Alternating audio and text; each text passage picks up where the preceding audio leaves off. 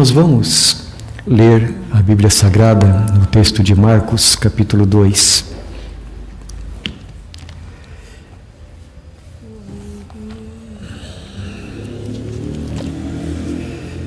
A partir do versículo 18 até o versículo de número 20.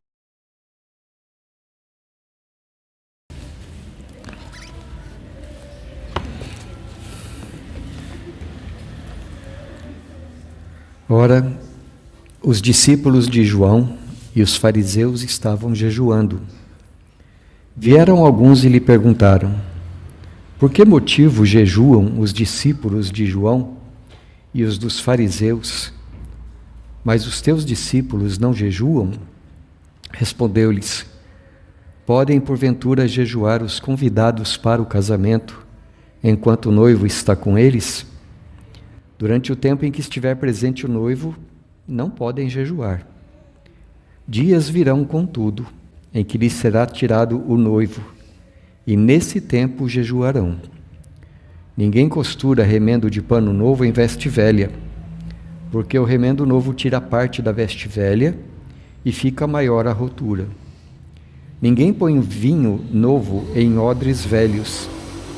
Do contrário, o vinho romperá os odres, e tanto se perde o vinho como os odres.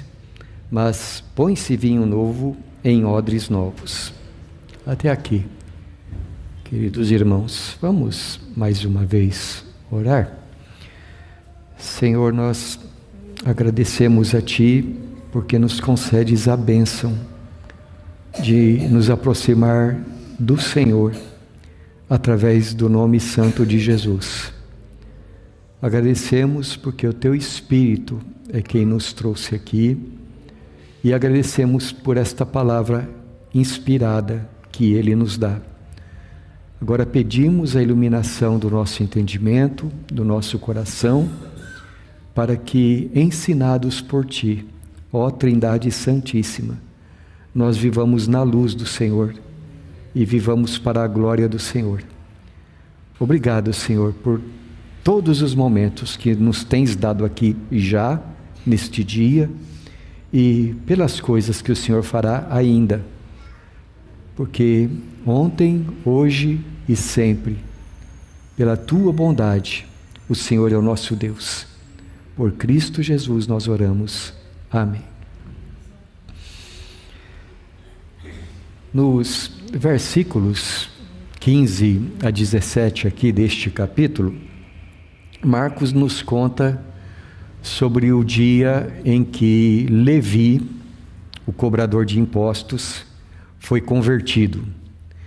E nesse mesmo dia, então, Levi convidou Jesus para a sua casa, e mais os discípulos de Jesus e muitos colegas da sua antiga profissão. Conforme diz o texto de Lucas, o texto paralelo a esse aqui, nos diz que Levi, também chamado Mateus, ofereceu um banquete para Jesus e as pessoas que estavam ali também. Pois bem, enquanto Jesus estava no banquete, juntamente com seus discípulos e muitos outros pecadores, o texto que lemos hoje diz que os discípulos de João e os discípulos dos fariseus estavam jejuando.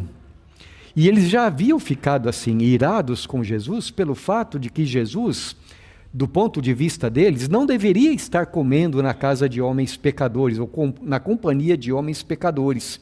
E então eles haviam lá questionado, por que ele come e bebe com pecadores? Mas Jesus explicou que a grande razão que ele veio a esse mundo foi justamente para salvar os pecadores. E por isso Jesus tinha muita alegria em atrair as pessoas a si mesmo com a mensagem de salvação. Agora surge então uma outra questão. Da mesma forma, agora não é porque ele estava comendo com pecadores, agora é porque ele estava comendo, enquanto que eles, os fariseus e os discípulos de João, estavam jejuando. Então perguntaram para ele, e Jesus, mais uma vez, tem uma resposta muito sábia, porque Jesus não fazia nada sem propósito. E Jesus, então, ele responde através de 2 ou 3 ilustrações, explicando o que estava acontecendo. E a primeira ilustração é que ele diz assim: podem porventura jejuar os convidados para o casamento, enquanto o noivo está com eles? Durante o tempo em que estiver presente o noivo, não podem jejuar. Quase que vem a cena à nossa mente, não é? Você imagina uma cena de casamento, as pessoas ali estão festejando, as festas judaicas costumavam durar cerca de 1 semana, e já pensou uma pessoa numa festa de casamento? Ela vai para a festa e ela não está comendo nada. E aí as pessoas perguntam, mas por que você não está comendo nada? Não, é que eu estou de jejum. Não tem cabimento, não tem assim sentido uma pessoa estar numa festa e estar jejuando, né? Então Jesus fala assim, olha, pode, porventura, enquanto o noivo está presente, as pessoas estarem jejuando? Ele acrescenta que viriam os tempos, dias virão, ele diz, em que lhe será tirado o noivo. Nesse tempo, jejuarão. Mas por enquanto, o que ele está dizendo aqui, não é hora de jejuar. As palavras de Jesus, meus irmãos, aqui, é claro, elas têm também, além de ser uma explicação, elas têm um sentido profético, porque Jesus está se referindo a dias em que ele seria tirado. E a palavra aqui é uma palavra que é tirado com violência, vai ser arrancado deles a presença do noivo. Então não será dia de festa, será dia de tristeza, será tempo de jejum. Então, em ocasiões acontecerão isso. E tempos depois, de fato, não somente Jesus foi tirado através da sua morte pelos nossos pecados, assim como também Jesus, ele foi para o céu, e aí chegaram tempos em que os discípulos dele iriam jejuar também. Mas Jesus continua usando uma outra ilustração. Da mesma forma, ele diz, ninguém toma um pedaço de pano novo e costura para remendar uma vestimenta velha. Porque o remendo novo tira parte da vestimenta velha e fica maior, então, a rotura. Eu fui procurar uma explicação para isso e me disseram que é assim, mais ou menos, que funciona. Ou não funciona, não é? O pano, a vestimenta já muito usada, o pano dela se estira, ele fica mais sem maleabilidade, não é? Qualquer coisa pode rasgá-lo. Agora você imagina, tem um pedaço de pano rasgado, você pega um pedaço de pano novo, e se você lavar um pedaço de pano novo, o que ele vai fazer logo na primeira lavada? Ele vai encolher. Então, se você pegar um pedaço de pano velho e colocar pano novo e colocar na vestimenta velha, na primeira lavada vai rasgar tudo. A rotura vai ficar maior ainda, não é?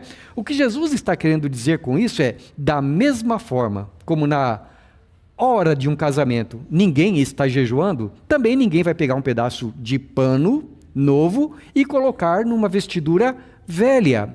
E aí ele usa uma terceira ilustração. Ele diz assim, e ninguém também pega vinho novo e coloca em odres velhos.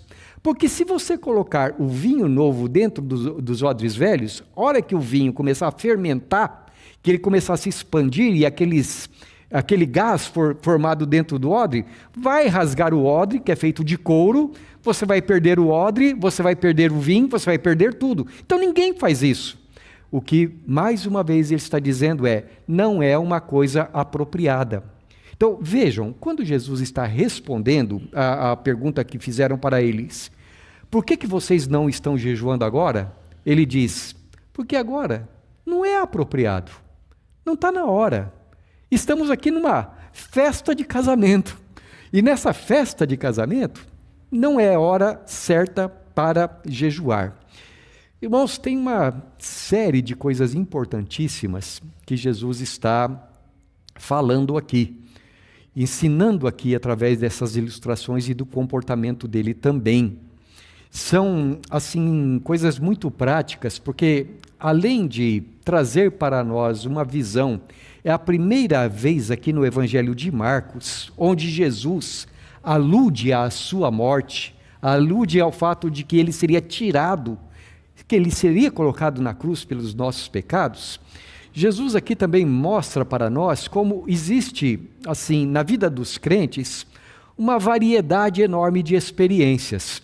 Existem momentos de alegria e existem momentos de tristeza.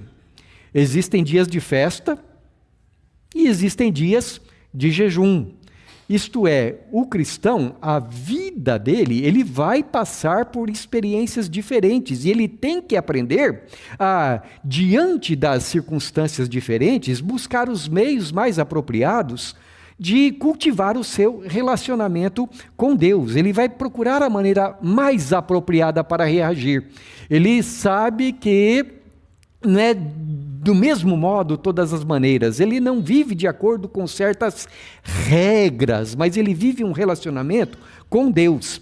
Mas o que eu quero destacar nesta noite, dentro desse contexto aqui, em que essas palavras de Jesus acontecem, dentro do contexto da conversão de Levi, e dentro do contexto em que as pessoas estão perguntando por que vocês não estão jejuando, quero ressaltar o que acontece quando alguém faz como Levi, isto é, quando alguém recebe Jesus em sua casa. Ou melhor ainda, colocando de um modo mais claro, o que acontece quando alguém recebe Jesus na sua vida? E a primeira coisa que eu quero destacar é que receber a Jesus, o Salvador, é alegria para a nossa vida.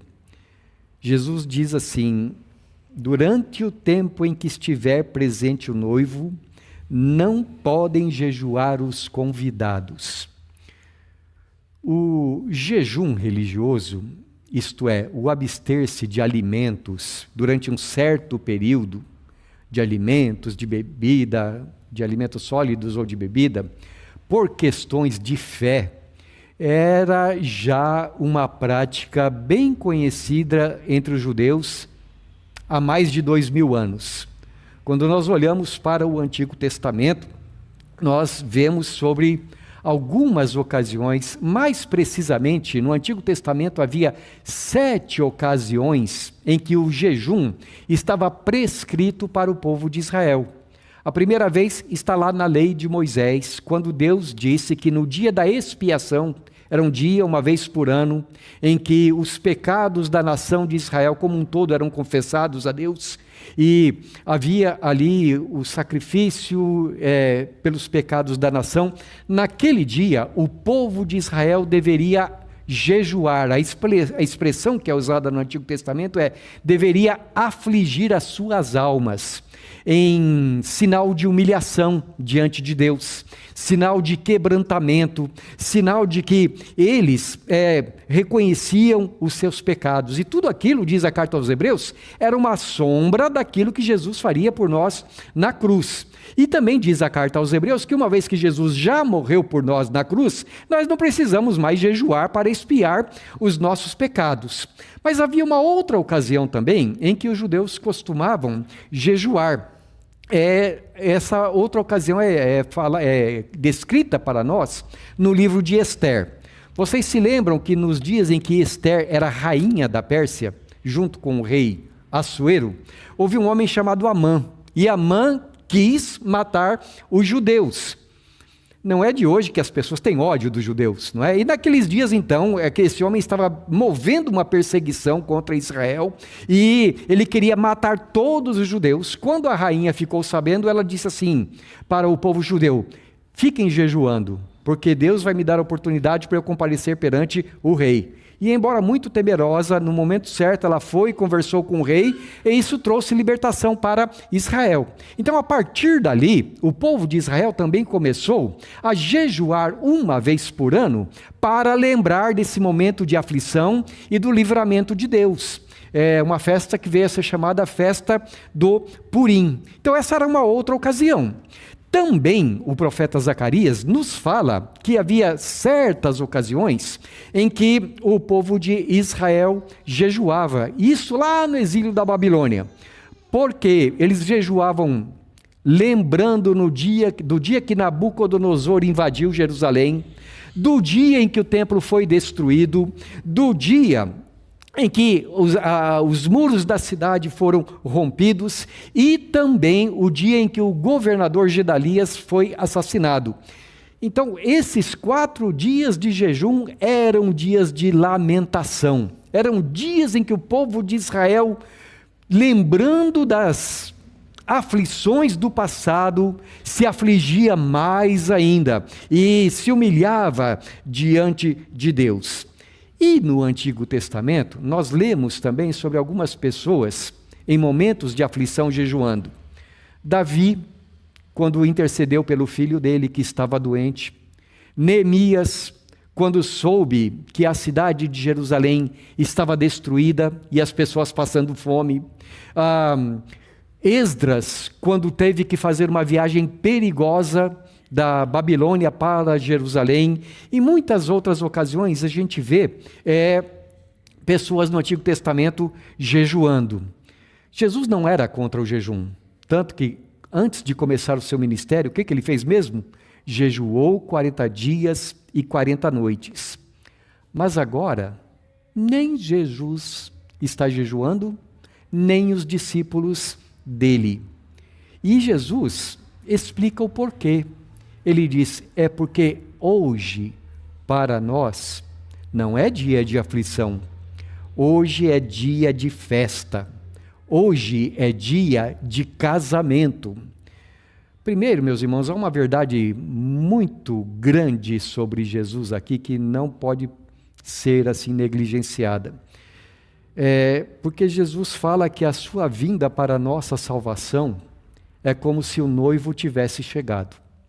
Quando nós olhamos lá para o Antigo Testamento, nós vemos os profetas dizendo que Jeová era o noivo ou o marido de Israel, e que Israel era a noiva de Jeová, e que ninguém poderia ocupar o lugar de Jeová no coração de Israel.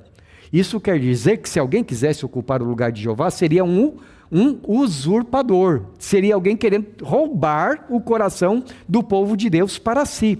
Ora, quando Jesus diz aqui que ele é o noivo, ele está se identificando com Jeová, Deus que se revela no Antigo Testamento. Mais tarde, lá em Apocalipse, quando João fala das visões que ele recebeu da parte de Deus, e falando sobre a igreja no dia da glória do reino de Deus, do juízo final, ele diz assim, eu vi a nova Jerusalém que descia do céu, adornada, bem vestida, como uma noiva preparada para o seu noivo. Então, a figura que o Novo Testamento, assim como o Antigo, usa constantemente é que o relacionamento de Deus com o seu povo é como um grande casamento. E casamento, ele diz, é ocasião de festa. Para aqueles discípulos de Jesus, para Levi especialmente, assim como para todo aquele que recebe Jesus em sua vida, dia de salvação, dia de perdão dos pecados, dia da certeza da vida eterna. Você se lembra do dia da sua conversão? Do dia que você teve certeza que vai para o céu? O que virou o seu coração?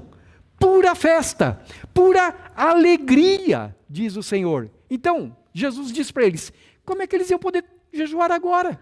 Como é que eles iriam ficar tristes agora, se eles estão, assim, experimentando a vinda do reino de Deus na vida deles? Eu quero fazer uma pergunta para vocês, todos, queridos. Esse dia já chegou para você? Você já conhece Jesus como seu Salvador? Já teve o dia? Eu estou me lembrando agora de um dia, Dona Elvira contando aqui, ela dizendo assim, olha, eu era uma pessoa que eu falava assim o tempo todo, eu estou bem com Deus. Aí um dia, pastor Walter, né, Luciana? Chegou na casa dela e disse assim para ela, a senhora já conhece a Jesus como seu único e suficiente Salvador? E ela falou, não.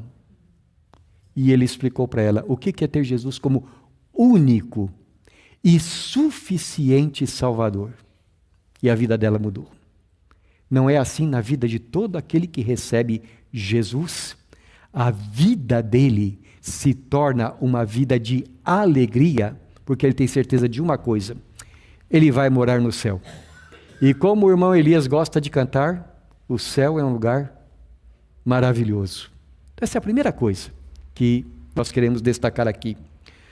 A segunda coisa, meus irmãos, que eu quero ressaltar, é que receber a Jesus é ter novas atitudes. Com isto eu quero dizer, é ter um novo olhar para a vida, é ver a vida de modo diferente.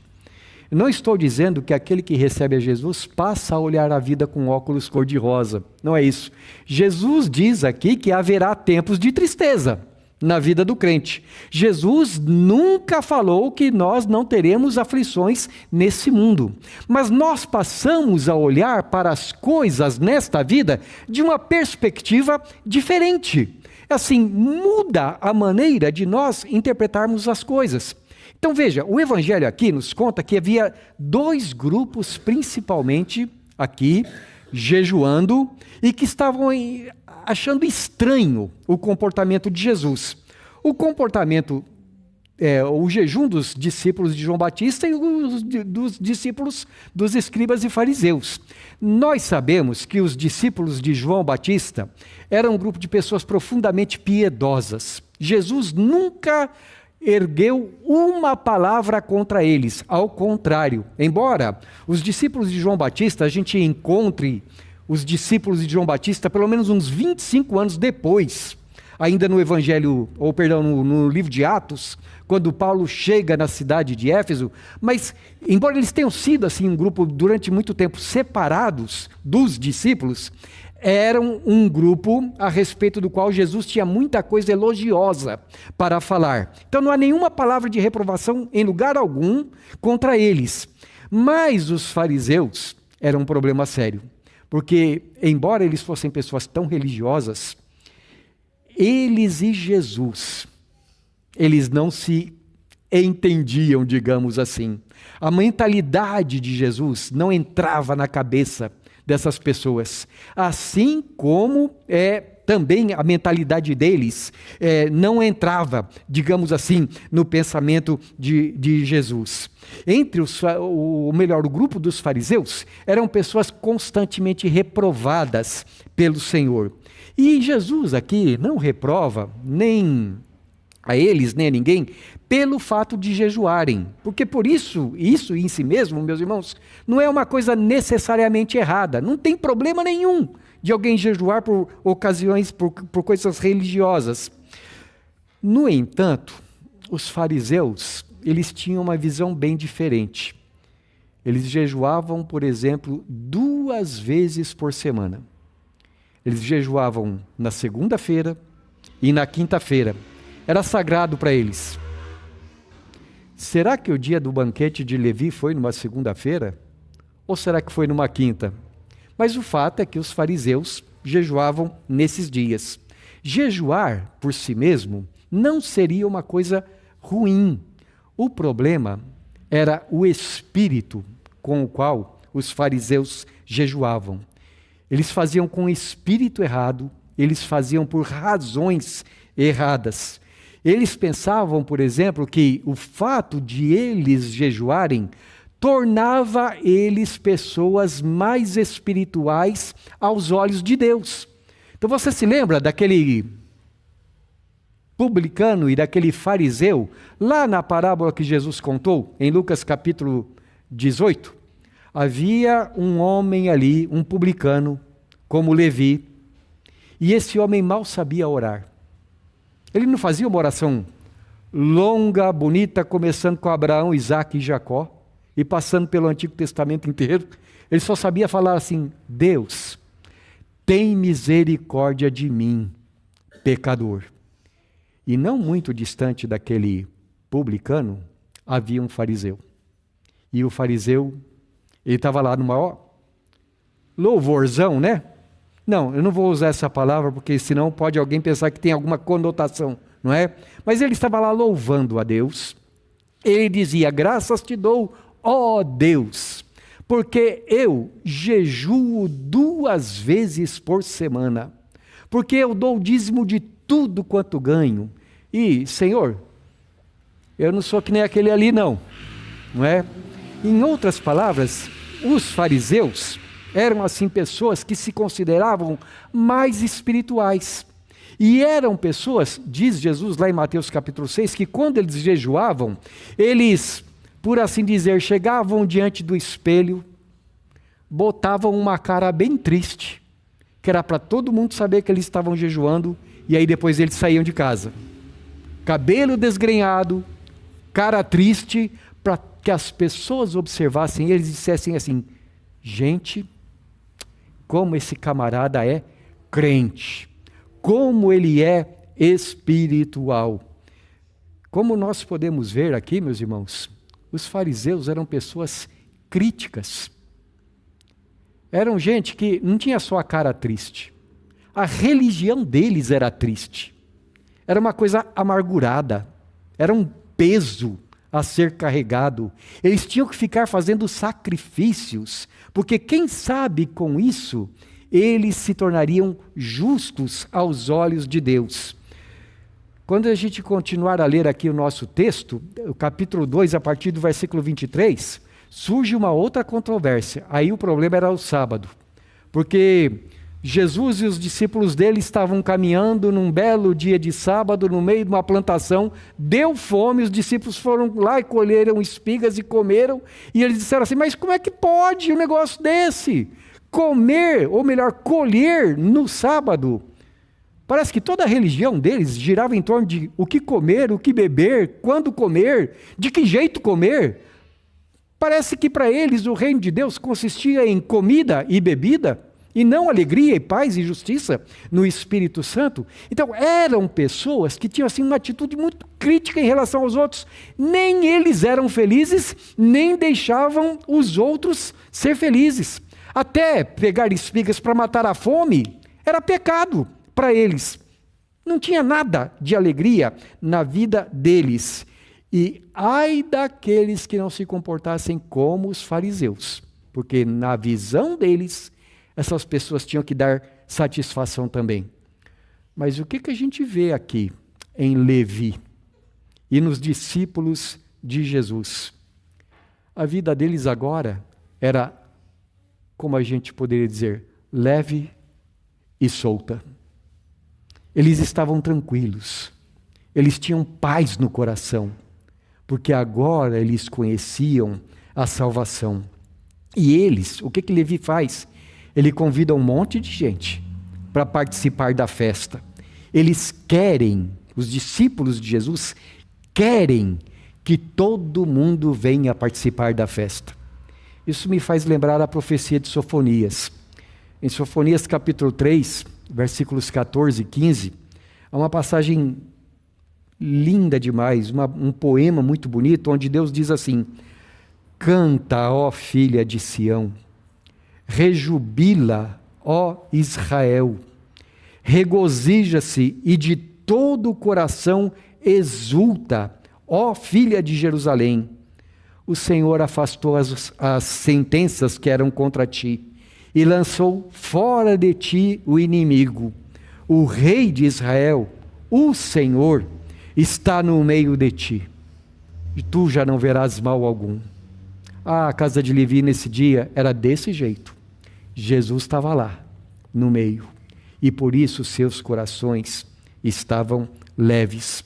Não havia mais sentença de juízo, de pecado, de morte para eles. O reino de Deus havia chegado, a vida deles havia mudado, e portanto não era mais tempo de lamento, mas de incerteza. Agora que eles são convertidos a Jesus, eles não precisam ser assim, religiosos linha dura, que tem que fazer tudo ali, porque eles conhecem o que é a paz que vem de Deus, o amor que vem de Deus.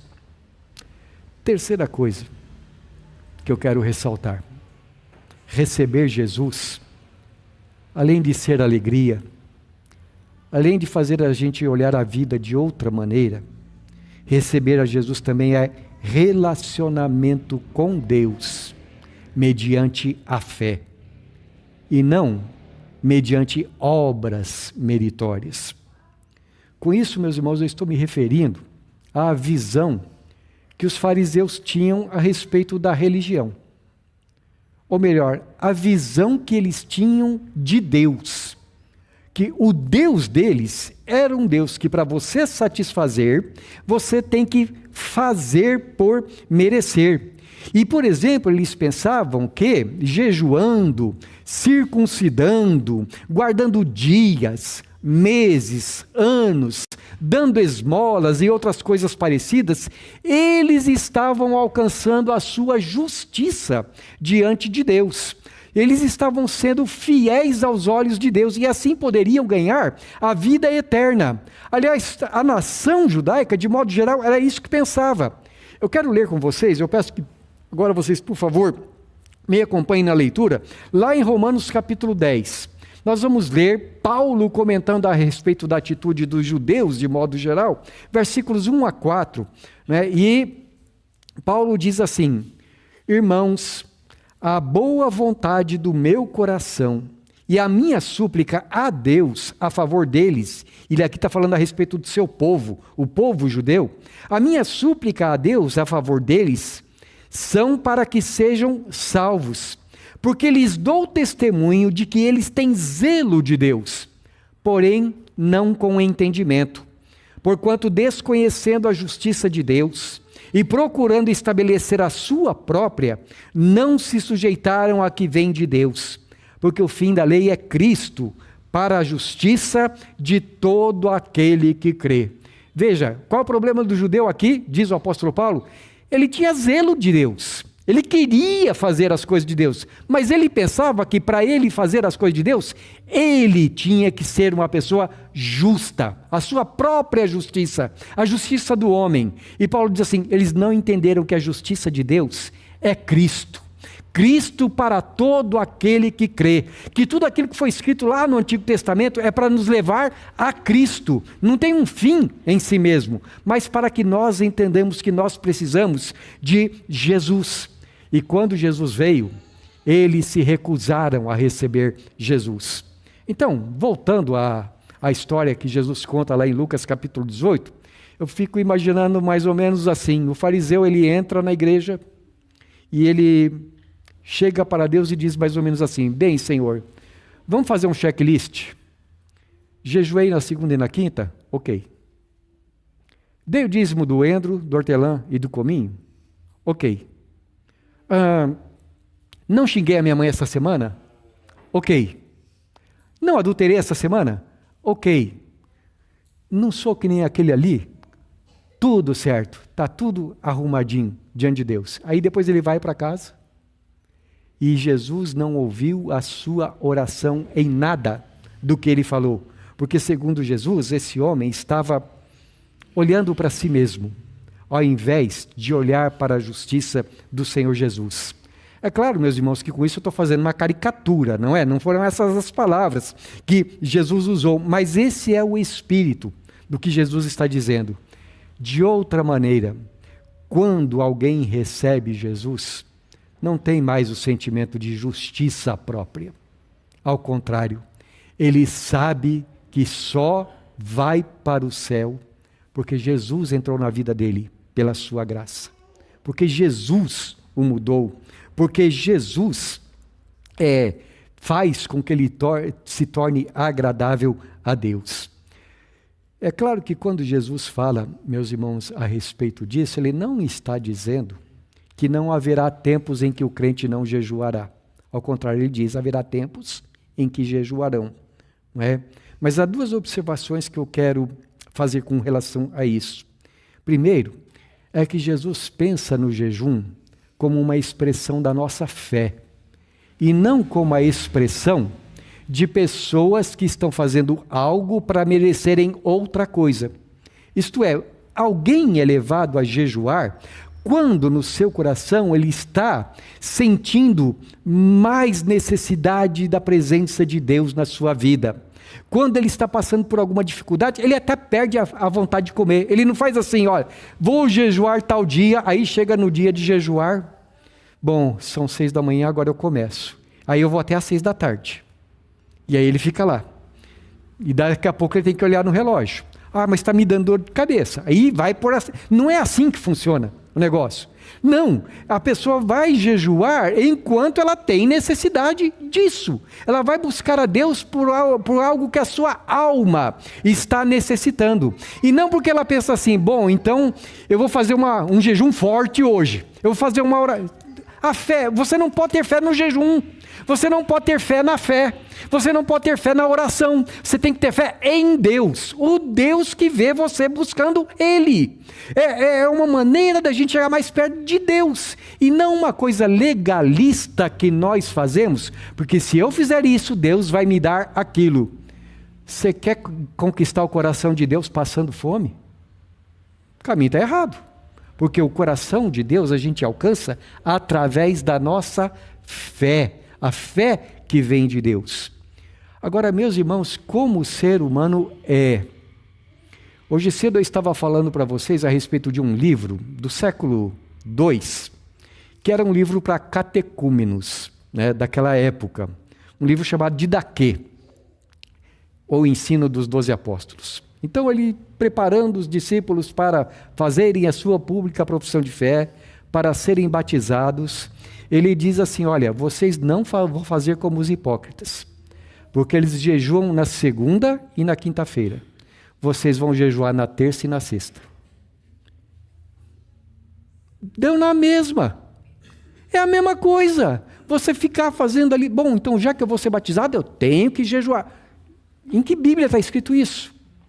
Nós vemos Paulo jejuando, nós vemos a igreja de Antioquia jejuando, os líderes da igreja jejuando, nós vemos o povo de Deus fazendo isso, mas não entendendo que é uma obra meritória. Eu vou fazer, porque se eu fizer assim, então eu vou alcançar algo. Outra coisa, meus irmãos, que eu preciso observar, é que alguma coisa que a gente faz na nossa religião, não é com a finalidade de obter poder espiritual. O que eu quero dizer com isso? As religiões mágicas, elas fazem isso. Então, religiões mágicas, às vezes as pessoas jejuam 1 mês, 2 meses, para adquirir poder. Irmãos, o poder de Deus se aperfeiçoa na fraqueza. A gente não tem que ficar buscando poder, a gente tem que buscar quem? A Deus. E Deus é poderoso, é claro. Agora, qual será a diferença entre aquele que busca poder através de atitudes mágicas e o feiticeiro que não conhece a Deus? Então não é com essa motivação, não é dessa maneira como nós buscamos a Deus. Nós buscamos a Deus sabendo que tudo que nós recebemos dele é pela graça. Se eu transformar uma obra religiosa em uma maneira de adquirir poder, eu estou criando um ídolo no meu coração. E eu não posso fabricar ídolos. Aliás, teve um grande mestre do passado que disse que o coração humano é terrível, né? É uma fábrica de ídolos. Então, nós tendemos a erigir ídolos no nosso coração. E isso nós não podemos fazer também. Que o jejum de vocês, então, nos ensina o Senhor Jesus, não seja como aqueles que buscam, crendo que com isto estarão sendo justos diante de Deus. Em outras palavras, não existe uma checagem das 365 resoluções positivas e tantas outras negativas que eu devo tomar como crente se eu quero ir para o céu. Só tem uma. O justo viverá pela sua fé. Você ora, então, não é porque a oração tem poder. Você ora porque é filho de Deus. Porque você quer adorar o seu Pai Celestial. Porque você quer expressar a sua dependência dEle. Porque você quer ter comunhão com Ele. Porque você sabe que antes de você falar com Ele, Ele já falou com você. Ele já ministrou ao seu coração. E quando você ora, então, é só uma resposta de um filho agradecido, de um filho que confia no seu Pai. Você sabe que se você, por exemplo, pecar, você vai a Deus para confessar, porque se pecarmos, o que nós temos diante do Pai? Um advogado, que é a propiciação pelos nossos pecados. Você ora porque você sabe que diante do seu Pai, você pode lançar todas as suas ansiedades e necessidades. Não é porque você tem que fazer aquilo ali. Seria mais ou menos assim. Sabe aquela pessoa que vai na igreja uma vez por ano, no final do ano, para dizer mais ou menos assim: eu tenho que começar o ano com o pé direito? Você não ora para começar o dia com o pé direito. Você ora porque você é filho de Deus. Então você acorda e a primeira coisa que você faz é dar graças a Deus. E é colocar a sua vida na mão de Deus. E não pensando assim: eu não orei hoje, se eu não orar hoje, Deus vai ficar bravo comigo. Não é assim que funciona a vida cristã. Ela é relacionamento com Deus, por meio da fé em Jesus. Bem, meus irmãos, vamos tirar algumas conclusões para a nossa vida, então. Primeiro eu quero reafirmar, com base no texto que nós lemos, que Jesus aqui, através dessas ilustrações, está respondendo à pergunta que foi feita para ele. Por que hoje os seus discípulos não estão jejuando, como nós estamos fazendo? E Jesus responde que é porque na vida de Levi e de tantos outros pecadores, aquele dia era um dia de festa. Era como um dia de casamento, para o qual todos estavam convidados. E ele disse: em dia de festa, ninguém jejua. Ao contrário, as pessoas se banqueteiam. Assim como não é apropriado jejuar num dia desse, também não é apropriado colocar pano novo em veste velha e nem vinho novo em odres velhos. Colocando de outra maneira, a gente precisa ter discernimento dos momentos em que a gente está vivendo. Agora não é hora de jejuar, pode ser que no futuro venha a ter um dia, mas agora para eles não é isso. Agora, dentro desse contexto, o que eu quero enfatizar é: quando alguém recebe Jesus, é dia de alegria. Tem um hino que diz assim: ó feliz, bem feliz, o dia em que me converti. Ou noutra tradução, o dia em que me satisfiz. Não é? Porque fala daquele maravilhoso dia da nossa salvação. Quando alguém recebe Jesus, vai embora o legalismo, vai embora a justiça própria, vai embora o pecado, vai embora tudo, porque Jesus entra com tudo também, para transformar a visão que essa vida tem, que essa pessoa tem da vida. Anda-se em novidade de vida. Eu quero fazer, diante disso então, meus irmãos, duas aplicações gerais para todos nós que estamos aqui.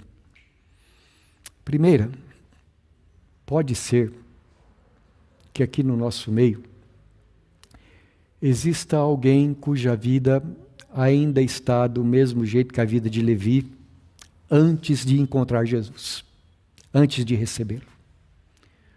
Levi, antes de receber Jesus em sua vida, era um notório pecador.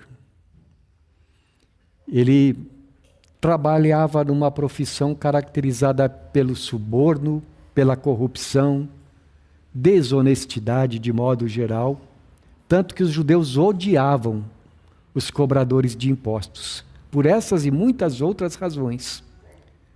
Mas Jesus veio justamente para os pecadores, não para aqueles que se acham justos. Então a gente lê nos evangelhos, Jesus, por exemplo, um dia ele entra na casa de um outro publicano. Lembra o nome dele? Zaqueu, né? Zaqueu era outro publicano e Jesus fala: hoje houve salvação nesta casa. A gente vê Jesus dizendo assim para a mulher que foi pega em flagrante adultério: ninguém te condenou? Nem eu. Vai-te e não peques mais. Nós vemos o Senhor Jesus também falando com muitos outros que eram da mesma laia. A mulher adúltera, lembra daquela mulher adúltera na casa de Simão, o fariseu? Essa mulher entra, a mulher pecadora, como diz o texto de Lucas, não é? Essa mulher entra, e pelo texto lá a gente sabe que quer dizer esse pecado, era uma mulher, uma prostituta, mas Jesus fala para essa mulher: a tua fé te salvou, perdoados estão os teus pecados. Nós vemos o Senhor Jesus, meus irmãos, perdoando ou libertando Maria Madalena de 7 demônios na vida dela. Nós vemos Jesus rodeado de gente que outrora havia vivido em pecado, mas Jesus, quando ele entra na vida de alguém, os pecados são cancelados, a tristeza vai embora, a vida recomeça. Então, eu preciso dizer para você, se você não tem Jesus, a tua vida é uma tristeza. A tua vida não tem sentido. Mas você pode receber Jesus. Você pode, por meio da fé, se voltar para Ele. Então, ouça o chamado do Senhor e pela fé receba Jesus em tua casa. Receba Jesus em teu coração. Segundo, eu quero dizer também algumas palavras para aqueles que já são cristãos. Primeiro, irmão, a nossa religião é para ser vivida com alegria. A nossa vida com Deus é para ser uma vida de festa. Viva a sua fé em Jesus com essa alegria, então. Não viva assim, olhando para si mesmo. Assim, eu sei, meus irmãos, nós precisamos também ter aqueles momentos de introspecção, em que nós nos examinamos a nós mesmos, confessamos os nossos pecados ao Senhor, mas veja, se você viver a sua vida inteira olhando para dentro de si mesmo e procurando pecado, o que você vai ter na sua vida toda? Só tristeza. Não coloque os olhos em você, coloque os olhos em Jesus. A cada dia você pode, como é que diz o escritor da carta aos Hebreus? Deixar de lado o pecado que te cerca de todos os lados e olhar para Jesus e prosseguir a sua carreira. Porque se você viver somente olhando para dentro de si mesmo, desculpe dizer isso, a sua vida não está centrada em Jesus, está centrada em você, na sua espiritualidade. Aí você acha assim, você diz mais ou menos assim: bom, hoje eu fiz tudo certinho, eu confessei tudo, eu fiz todas as regras certinho, hoje eu estou de parabéns. Em outras palavras, você está dependendo de você, você não está olhando para Jesus. Já pensou então, se você vive desse jeito e um dia você morre sem confessar todos os pecados? Aí pronto, porque você depende disso. Mas não, olhe para Jesus e viva com alegria. Segundo, conviva com os salvos com alegria também. Igreja não é lugar para a gente ficar julgando uns aos outros. Igreja não é lugar para a gente ficar com a nossa fitinha métrica. Deixa eu ver se a Rosana hoje está dentro da minha fita. Deixa eu ver se a Valdeli hoje está na largura que eu estipulei a religião. Não. Viva e deixe o seu irmão viver. Viva e deixe ele se relacionar com Deus. O que diz o apóstolo Paulo? Quem és tu para que julgues o servo alheio? Cada um de nós vai dar conta de si mesmo a Deus. Então, viva a sua vida, viva com alegria. E deixe os irmãos viverem com alegria também. Deixe que seus irmãos amem e vivam o Senhor em liberdade de espírito. E não com imposições daquilo que você faz, e aí tem que ser assim na vida dos outros também. Não é assim a vida cristã. Não julgue, não condene, não imponha. Ah, eu estou jejuando hoje, você tem que jejuar também. Não. Ah, eu passei a noite em vigília. Rosana, só eu que sou crente, os outros não, porque os outros não. Não é desse jeito, senão a gente cai no farisaísmo. Mas terceiro, e aí eu quero me dirigir àquele que talvez sinta que a sua religião seja um fardo, como o fardo que os fariseus carregavam. E se a sua religião é um fardo para você, você precisa saber o porquê. Existem várias razões pelas quais ser religioso para algumas pessoas é uma coisa difícil. Existem basicamente 3 razões, diferentes uma da outra, mas ao mesmo tempo complementares. Uma delas é quando a igreja se torna na vida das pessoas apenas uma instituição tradicional, religiosa. Isto é, eu estou dentro dessa religião e eu faço assim porque são as regras dessa igreja. Não é porque eu de coração aceite, é porque é assim que funciona. E se eu não gostar, a porta da rua é a serventia da casa. Se for desse jeito, de fato, viver dentro de uma igreja é um peso para alguém. Se de fato uma igreja vive colocando, ao invés de Jesus, as suas próprias tradições sobre a vida da pessoa, eu posso dizer para você com toda a sua tranquilidade, esquece essa religião. Porque a verdadeira religião é aquela que fala para você crer em Jesus e se relacionar com Ele. E não que fique impondo regras para a sua salvação. Então a primeira coisa, talvez haja alguém no nosso meio que pense que religião é isso. Não é. Segundo, um outro motivo possível, que a religião pode ser um fardo para alguém, é que você ainda não entendeu o que é ser cristão. Isso é, tem gente que pensa que religião é isso, que cristianismo é isso. Irmãos, ser cristão é só ser parte de uma igreja. Seja presbiteriana, seja batista, seja luterana, seja católica. Todo mundo assim é chamado cristão. Ser crente é outra coisa. Ser crente é relacionamento com Deus. Então, se alguém, não é porque ele sente a imposição da igreja, mas porque ele acha que ele tem que cumprir as regrinhas para ser salvo, então para ele se torna um fardo também. Ai meu Deus, eu tenho que fazer isso. Ai meu Deus, eu tenho que fazer aquilo para poder chegar no céu. Não, não é assim também que deve ser a nossa religião. Mas outro motivo também é que, apesar de correta, a religião, às vezes a pessoa pode ter o coração não convertido ainda. E então, mesmo que ela saiba que não é guardando regras, para ela participar da religião se torna um fardo terrível. Porque ela está na igreja, mas o que ela gosta mesmo é do mundo. Ela está na igreja, mas o coração dela está lá no pecado lá fora. Ela está na igreja e então muitas vezes ela participa da igreja porque ela é obrigada pela família, porque impõe isso sobre ela. E então, na primeira oportunidade que essa pessoa tem, e aí se cumpre aquela palavra, estavam no nosso meio, mas não eram dos nossos, porque faltou conversão, porque não entendeu o que é ser crente. Então eu quero fazer uma pergunta. Pare e pense. Pense em quem realmente é Jesus. Não estou perguntando quem é Jesus para você. Eu estou perguntando sobre Jesus na Bíblia. Ele é Deus.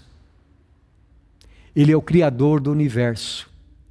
Ele é o Senhor de todas as coisas, que por amor desceu do céu e morreu na cruz por pecadores como vocês e eu.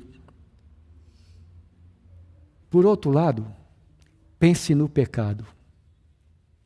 Será que vale a pena amar mais o pecado do que a Jesus?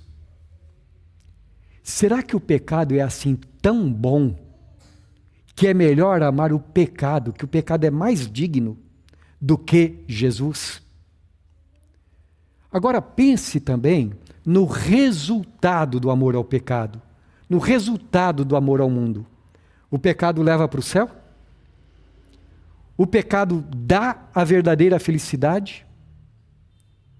Quem é que morreu na cruz pelos nossos pecados?